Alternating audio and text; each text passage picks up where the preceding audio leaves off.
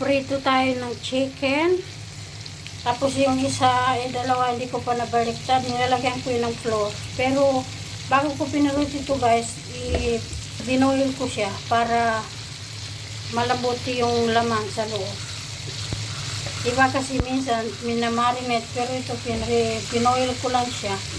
Kasi wala nang oras, kailangan na kainin ngayon. Pag nagmamarinate ako ng manok, kailangan magdamag para masarap. Pero ito, binoil ko na lang, saka ko pinarito.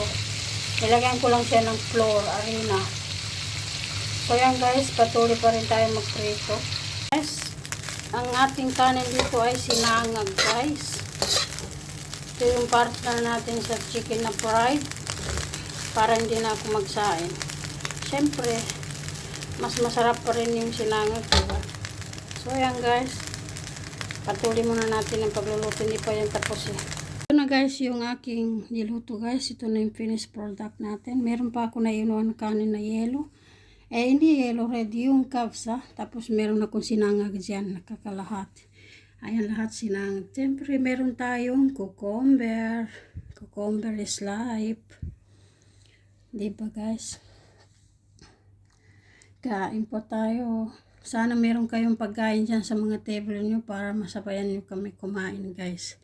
Itong manok pala guys, pinirito ko to pero binoil ko muna bago ko pinirito. Nilagyan ko ng flour, ganyan, para masarap naman siya.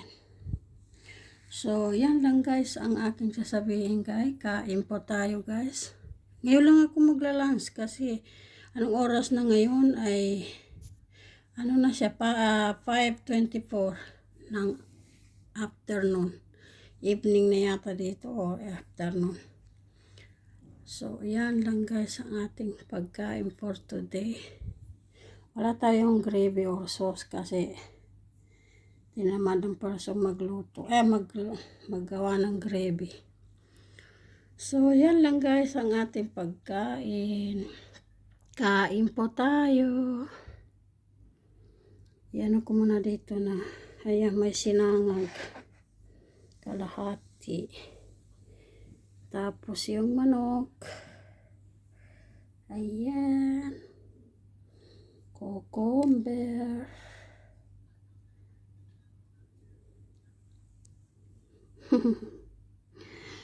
So, yan na guys. Kain po tayo guys. Bye-bye.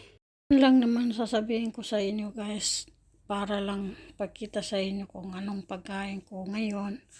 Hindi sa inaano ko yung pagkain ko. Siyempre tayo ay maliit na mga vlogger. Kailangan natin ng mga video kahit pa sa wala na mga kwenta-kwenta sa inyo. Pero okay lang, at least may ma-post tayo na konti, diba? So yan lang.